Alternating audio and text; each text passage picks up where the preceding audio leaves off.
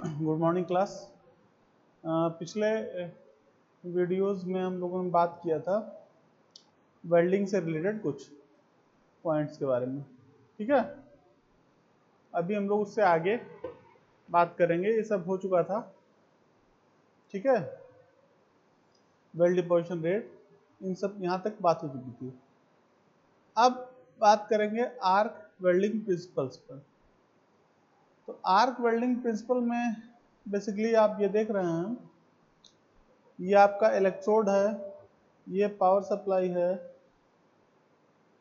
Workpiece positive terminal पर बना हुआ है और आपका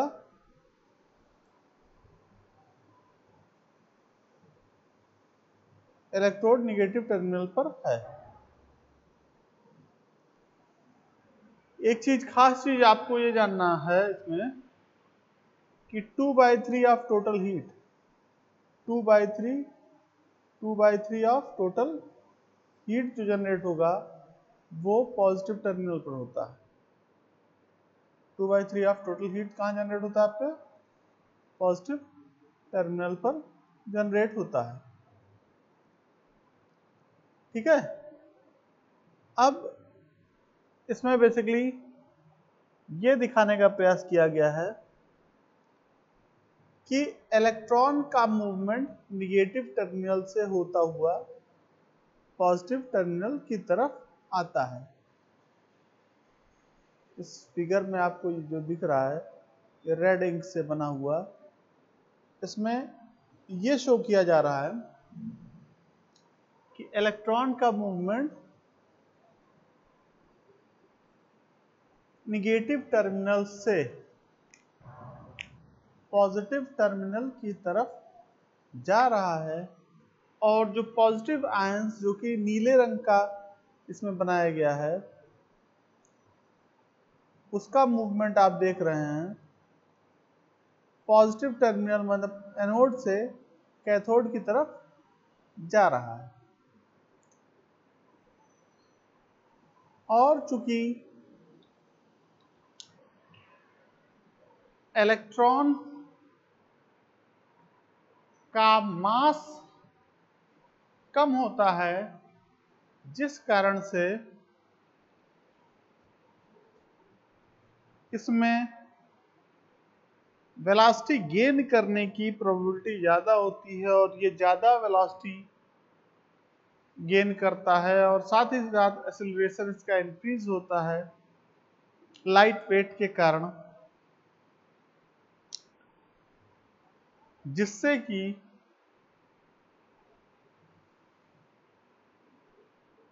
हाई काइनेटिक एनर्जी से यह वर्कपीस पर स्ट्राइक होता है और जिस कारण से heat, maximum part of heat या 2/3 ऑफ हीट आपका पॉजिटिव टर्मिनल पर जनरेट होता है। क्यों? क्योंकि काइनेटिक एनर्जी क्या होती है? काइनेटिक एनर्जी आपकी हाफ mv² होती है, हाफ mv² होती है, वेलोसिटी का स्क्वायर होता है।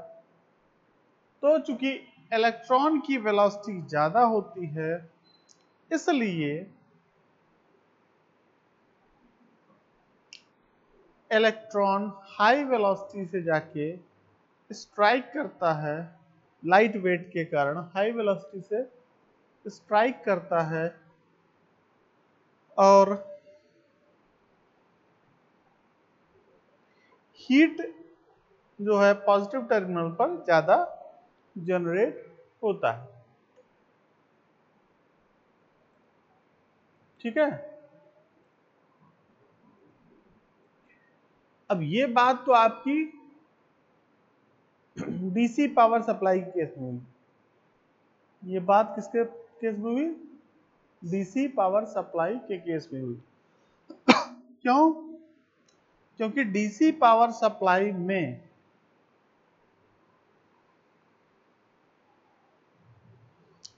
हम पोलैरिटी को फिक्स रख सकते हैं।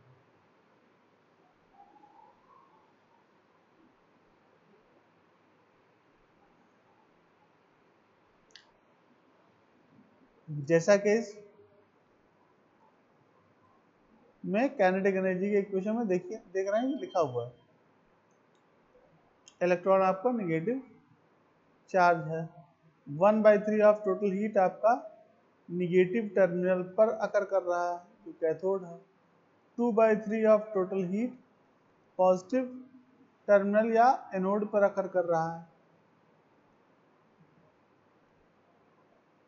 इलेक्ट्रोड और वर्कपीस के बीच का जो गैप है उसको आर्क लेंथ बोला जा रहा है, उसी को LA से रिप्रेजेंट कर रहे हैं।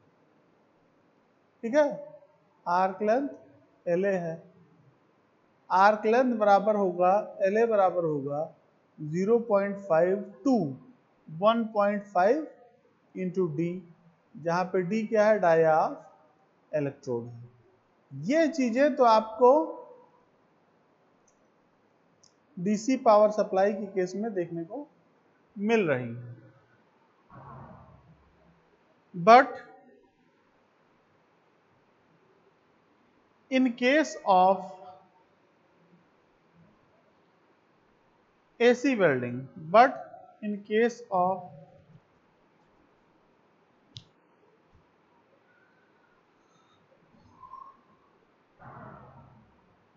AC welding,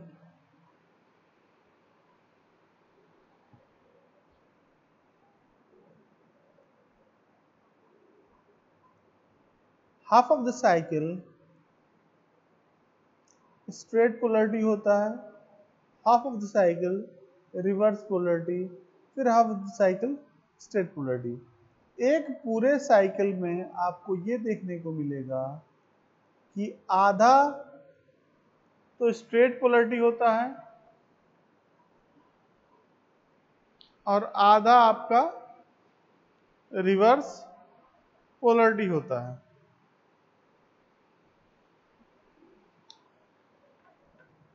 तो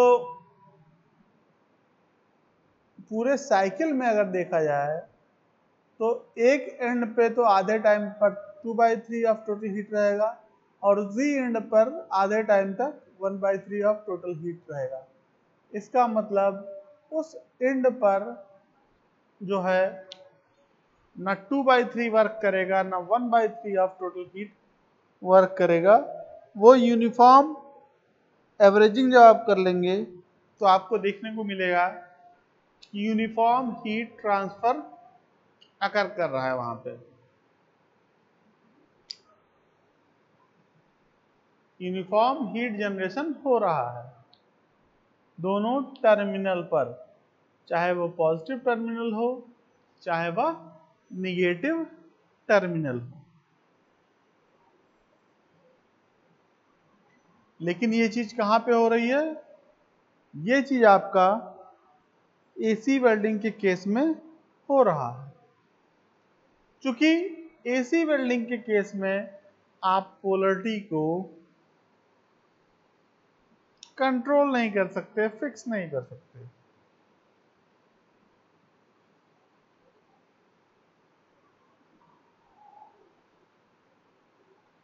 इसलिए half of the cycle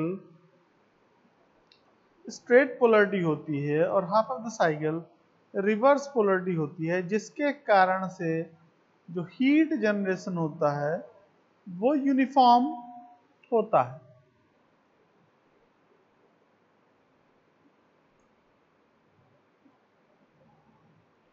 When the electrode is in contact with the workpiece due to short circuit, electric arc will be generated. To continue the arc further, some gap is maintained. उस gap maintain करते हैं उस arc को generate करने, मतलब maintain रखने के लिए। क्यों? क्योंकि अगर हम वो गैप मेंटेन ना करें तो स्टिकिंग की प्रॉब्लम आती है, चिपकने की टेंडेंसी आती है।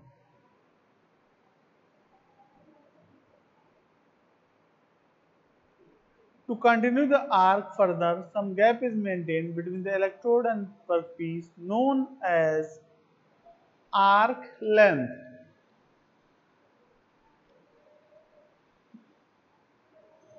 लेकिन अब अगर वह गैप एक लिमिट से ज्यादा और इंक्रीज कर देंगे तो क्या होगा?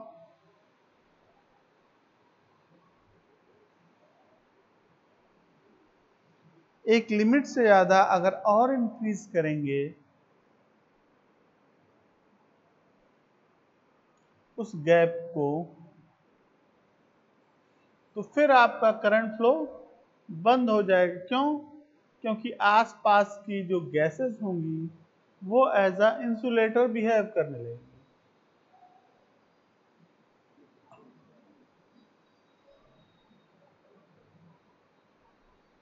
Due to the movement of the electrons from negative to positive, 2/3 of total heat, 2/3 of total heat will be generated on anode, मतलब positive terminal पर, and due to the movement of positive ions from the positive to negative, 1/3 of total heat will be generated on cathode.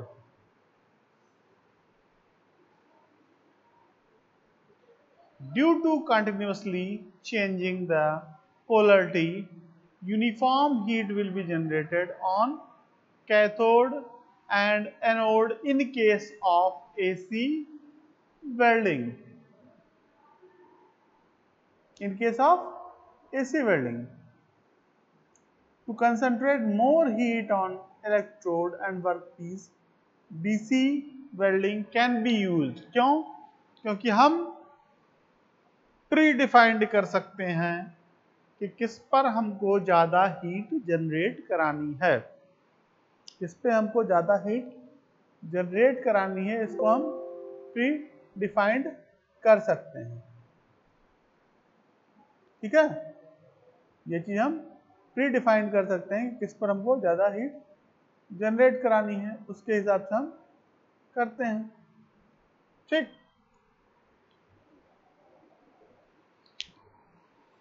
अब next point पे हम लोग आते हैं, DC arc welding.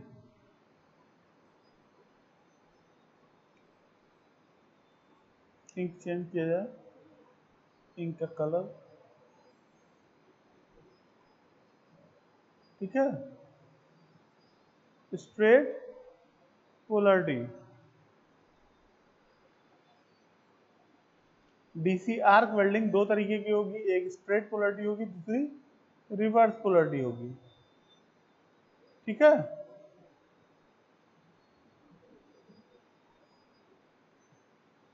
तो पहले स्ट्रेट पोलरिटी के ऊपर बात करते हैं। DC welding, DC arc welding दो तरीके से, स्ट्रेट पोलरिटी इसी को बोलते हैं डायरेक्ट करंट स्ट्रेट पोलरिटी या direct current electrode negative.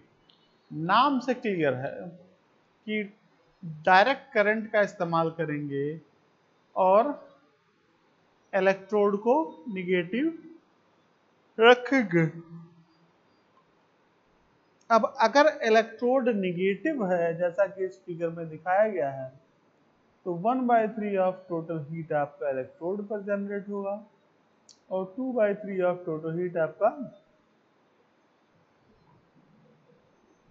Workpiece पर जनरेट होगा। ठीक है, स्ट्रेट पोलरिटी केस में देखा जाए, electrode is negative and workpiece is positive, more heat will be generated on the workpiece. क्यों? पॉजिटिव टर्मिनल है। when compared to the electrode, it is used for welding of high thickness and high melting point materials. मतलब ऐसे workpiece जिसकी melting point ज़्यादा है या जिसका thickness ज़्यादा है, उसके लिए हम डायरेक्ट करंट स्ट्रेट पोलरिटी या डायरेक्ट करंट इलेक्ट्रोड नेगेटिव का इस्तेमाल करते हैं हम। क्यों? क्योंकि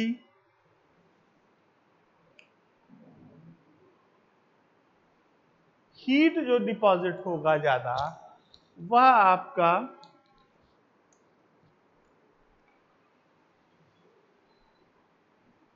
वर्क पीस पर ज्यादा हीट जनरेट होगा। ठीक है, वर्क पीस पर हीट ज्यादा जनरेट होगा। Depth of penetration is more, well deposition rate is low। well deposition rate is low क्यों कहना है? well deposition rate is low इसलिए बोला जा रहा है क्योंकि जो इलेक्ट्रोड है वो ज़्यादा नहीं पिघलेगा, क्योंकि टोटल हीट का केवल 1/3 पार्ट ही इलेक्ट्रोड यूटिलाइज कर रहा है। अब टोटल हीट का अगर 1/3 ऑफ पार्ट ही इलेक्ट्रोड यूटिलाइज कर रहा है, तो इस कारण से जो हीट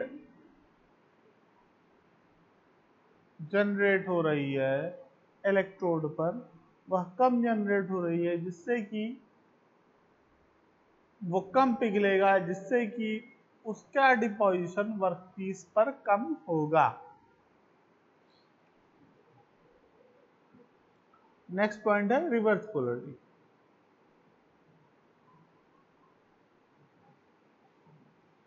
रिवर्स पोलरिटी सेकंड है reverse polarity.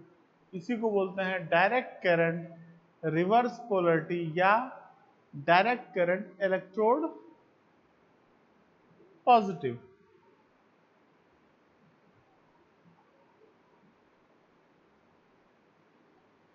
Direct current electrode positive क्या direct current reverse polarity. Direct current electrode positive या direct current reverse polarity.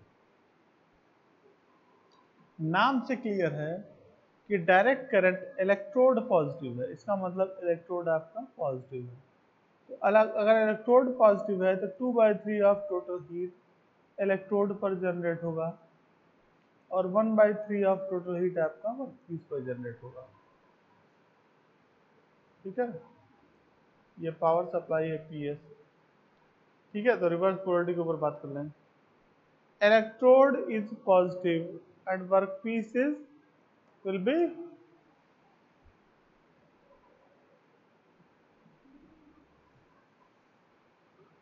negative।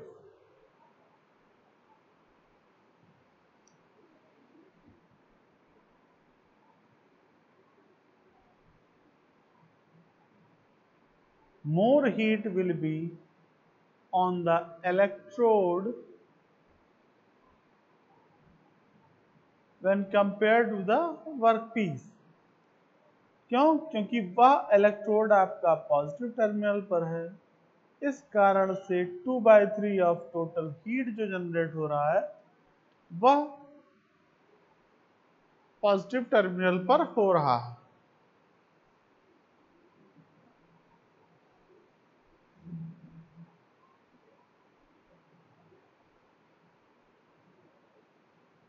Used for welding of less thickness and less melting point material।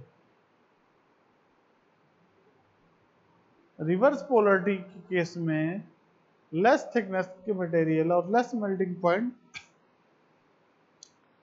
Material के लिए इसका इस्तेमाल करते हैं। Depth of penetration is less. Depth of penetration less. Well deposition rate is high. Well deposition rate high क्यों है? Well deposition rate high इसलिए है कि जो 2/3 ऑफ टोटल हीट जनरेट हो रहा है इलेक्ट्रोड पर है, तो इलेक्ट्रोड ज्यादा पिघलेगा, तो वो डिपॉजिट ज्यादा होगा वर्कपीस के ऊपर, इसीलिए weld deposition rate is high. अब straight polarity DC straight polarity case में आपने पेनिट्रेशन देखा कि ज्यादा है, फिर एसी वेल्डिंग केस में आपने देखा कि ना बहुत ज्यादा है ना बहुत ज्यादा कम है। Reverse polarity DC power supply case पे आप देखा कि वेल पोजीशन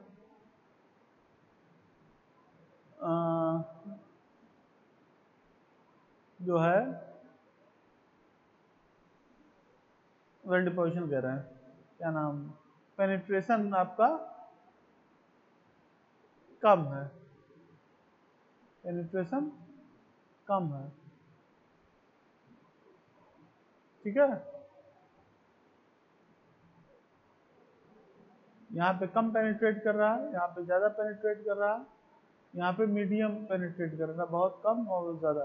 तो स्ट्रेट पोलरिटी में पेनिट्रेशन ज़्यादा है, ठीक है, और जबकि रिवर्स पोलरिटी में डेप्थ ऑफ पेनिट्रेशन कम है, ठीक है। ये चीज़ welding techniques, there are two movements of the electrodes. Number one, linear movement of the electrode with respect to workpiece is known as linear welding speed. Next, downward movement of the electrode to maintain the constant arc length. तो दो तरीके से movement करेगा, एक तो ये जो कि लीनियर मूवमेंट, और एक ये आर्क गैप को मेंटेन, आर्क लेंथ को मेंटेन करने के लिए आपको डाउनवर्ड मूवमेंट या वर्टिकल मूवमेंट देखना पड़ेगा, और लीनियर मूवमेंट आपको वेल्डिंग स्पीड को वो डिफाइन करेगा। If the two movements of the electrodes are controlled manually, then it is called manual arc welding technique. Then it is called manual arc welding technique.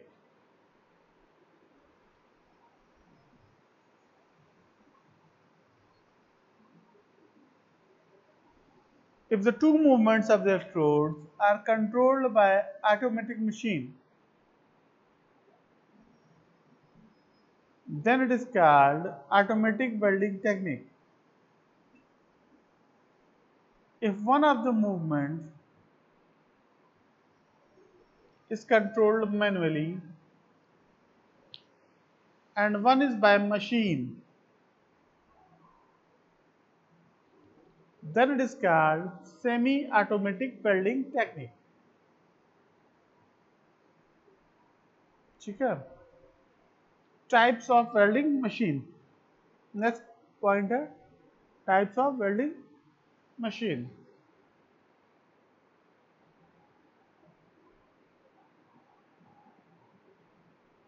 Arc voltage और arc length में जो relationship है वो ये है, VA equal to A plus B LA, जहाँ पे LA आपका आर्क लेंथ है और VA आर्क वोल्टेज है। तो टाइप्स ऑफ वेल्डिंग मशीन में बात करेंगे, कांस्टेंट करंट टाइप, इसको बोलेंगे ड्रूप या ड्रूपर कैरेक्टरिस्टिक्स। दूसरा कांस्टेंट वोल्टेज टाइप, या इसको लीनियर बोलेंगे या फ्लैट बोलेंगे, देख रहे हैं।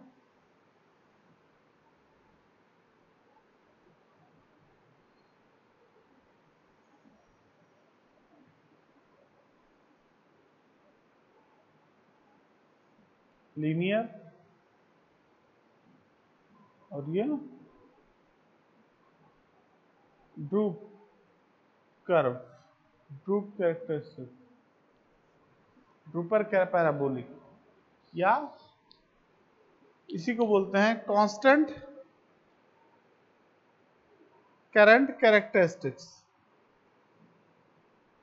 और दूसरा है आपका कांस्टेंट वोल्टेज टाइप, इसी को बोलेंगे लीनियर या फ्लैट कैरेक्टरिस्टिक्स। वाई एक्सिस पे वोल्टेज दिखाया गया है, एक्स एक्सिस पे करंट शो किया गया है।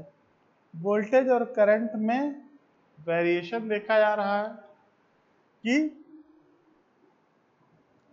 थोड़ा सा वोल्टेज में वेरिएशन करने पर करंट में क्या वेरिएशन होता है ये देखा गया है। तो ये पाया गया कि जो constant voltage type power source है उसमें जब आप वोल्टेज का वेरिएशन करते हैं तो आपको ज़्यादा करंट में वेरिएशन देखने को मिलता है। लेकिन कांस्टेंट करंट टाइप या ड्रूप कैरेक्टरिस्टिक्स में देखते हैं कि जब आप वोल्टेज में वेरिएशन उतना ही करते हैं जितना कि आप कांस्टेंट वोल्टेज टाइप में किए थे तो आपको करंट में वेरिएशन कम देखने को मिलता है। ठीक है, constant current transformer number 4,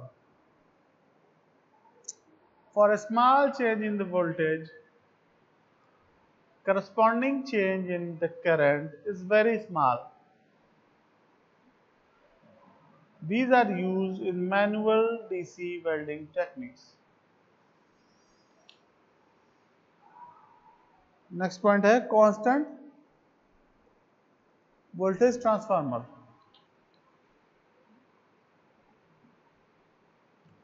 For a small change in the voltage, corresponding change in the current is very high. These are used for automatic welding techniques. Open circuit voltage.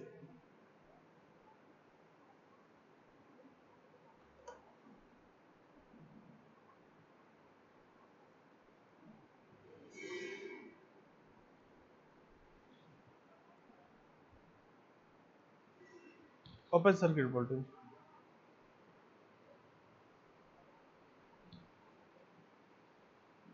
It is the maximum rated voltage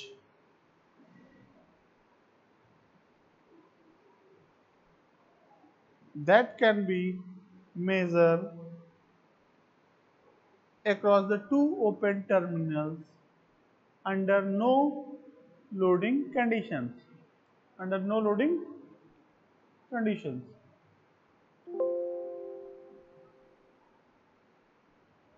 ठीक है,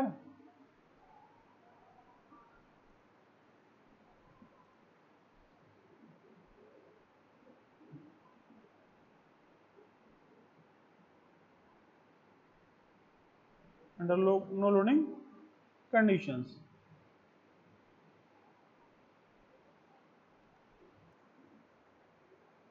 हाँ, तो ये बात हो रही थी ना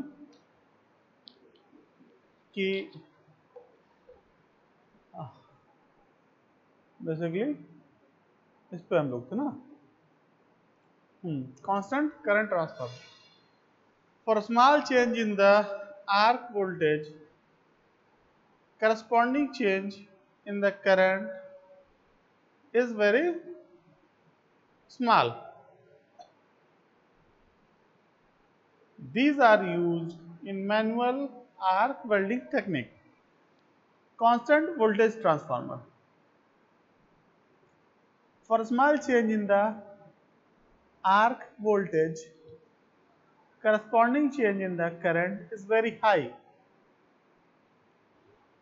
These are used for automatic welding technique. Then open circuit voltage. Open circuit voltage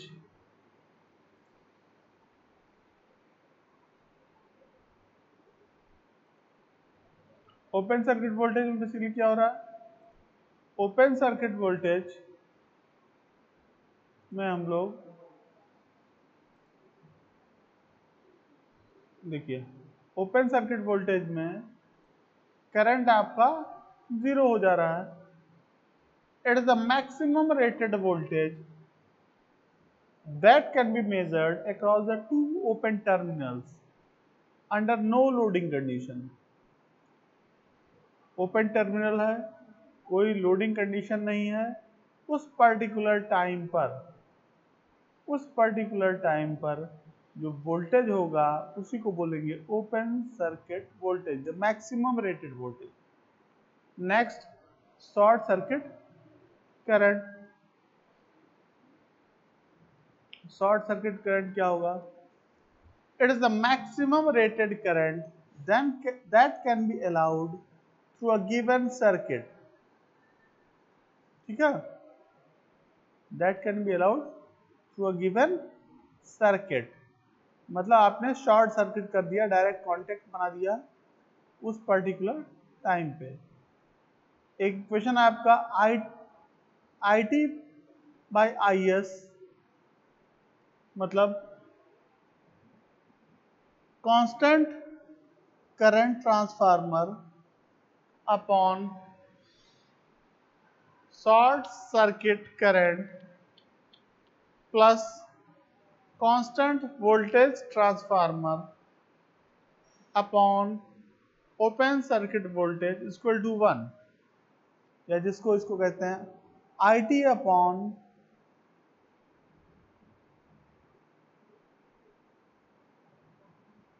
short circuit current plus V T upon open circuit voltage equal to 1। इस इक्वेशन का इस्तेमाल हम लोग न्यूमेरिकल्स में करेंगे। ठीक है, नेक्स्ट, ड्यूटी साइकिल।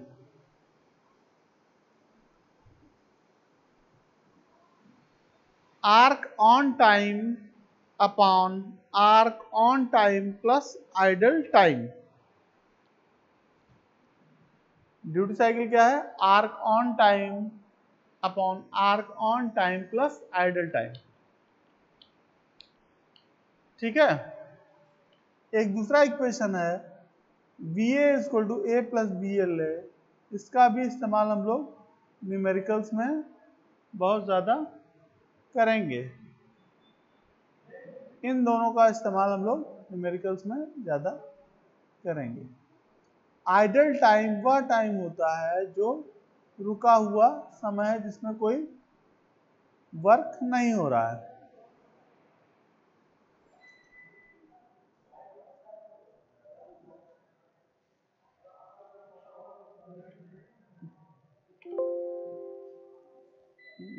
आज के लिए इतना ही, बस रखते हैं।